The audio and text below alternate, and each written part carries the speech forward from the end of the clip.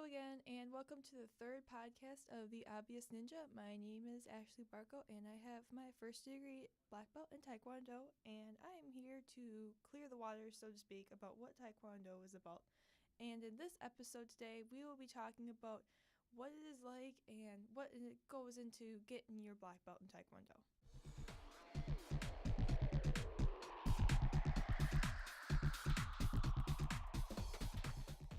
I must admit that one of the most terrifying experiences that I ever had in my life would have been testing for my black belt. It was extremely nerve-wracking. I was absolutely terrified. Actually, the day of the test, my mom gave me some breakfast and thought, it would be a good idea to get some nutrition flowing through, and I actually couldn't keep the breakfast down. That is how nervous I was for it. And this doesn't yield in comparison to other tests, too. I mean, this test was... The black belt test takes about 2 hours or so, and it's just you in front of two judges, and our judges are our grandmasters and our master of Tae Kwon Do. And there's also a whole bunch of other black belts who went through the same exact thing that I had to go through along the sides. They're there to encourage you mostly, but they're also there to nitpick too and give helpful tips and reminders. So they're there for a good purpose, I would say. And one of the most important things to remember that when you're testing for your black belt is that it's almost like a talent show. It's there to showcase what you can do and all your skills that you've had that led up to that culminated to getting your black belt. Now, when someone says that you're testing for your black belt, you really have to get your techniques together. Everything has to be perfect. It's a lot of work. For most people, it's about 2 years of worth of work that builds up. So you go through all your belts and it takes about 2 years. For me, it took 8 years because I had to take a couple breaks within it, but it doesn't really matter how long it takes as long as you do the same thing as everybody else and that you're up to par with what they're doing. And what most people ask too is what is involved in testing for your black belt. And there's really a whole bunch of different things, but there's some things that are weighted a little more than others. The first thing that they'll do with testing is they'll have you run through a whole bunch of punches and kicks, and it's there to showcase which you can do best. If you have strong punches, if you have really high kicks, they're going to look at that and they're going to score you higher on that. And the way they score you is A, B, C, D, and F, kind of like in school. If you earn a C on any of the things that you're being tested on, you automatically fail. So you need A's and B's to pass. And then one of the most important things to look at when you're testing is your forms.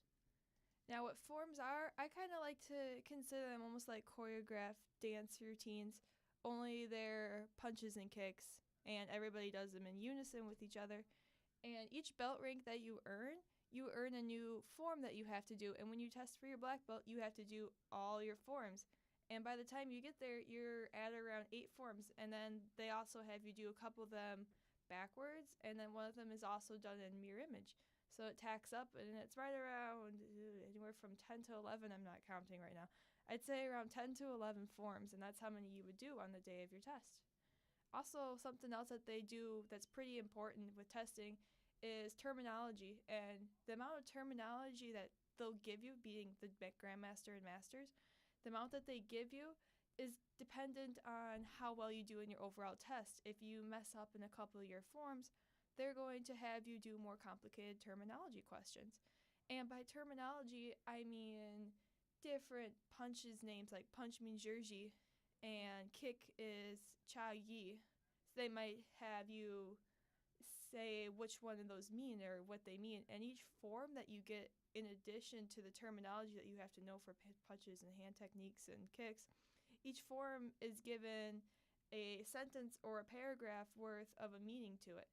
So the first form you learn is called Chunji. The meaning to is heaven, earth, and beginning, and it has 19 movements.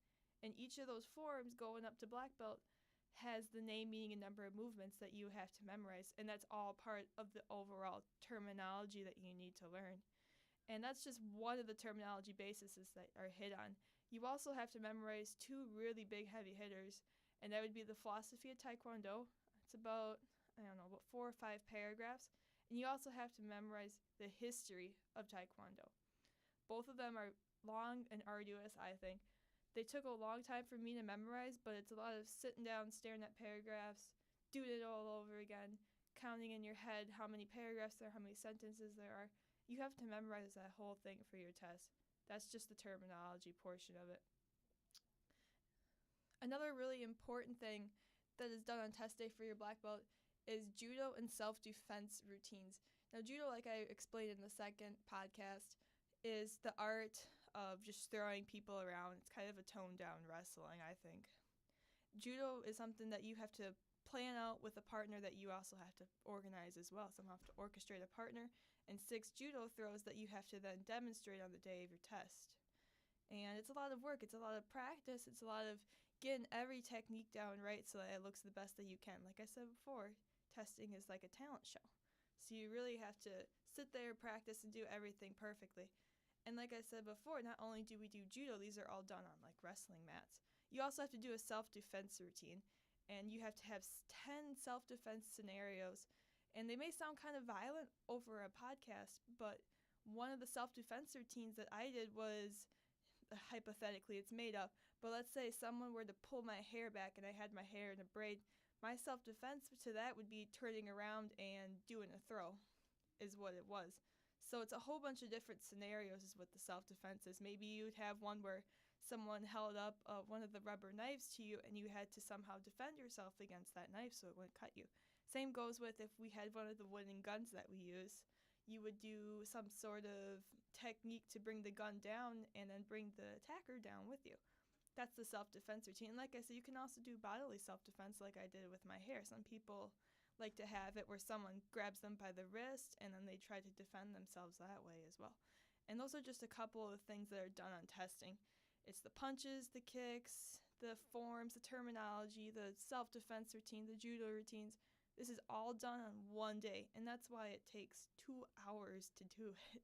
It's a long time, but the outcome is fantastic. And I'm actually going this Saturday, the 5th of December, to go and watch one of my really good friends promote to his black belt. So watching other people do the same thing that you did and not having to be nervous about it really makes up for it. And it also is really, really special too.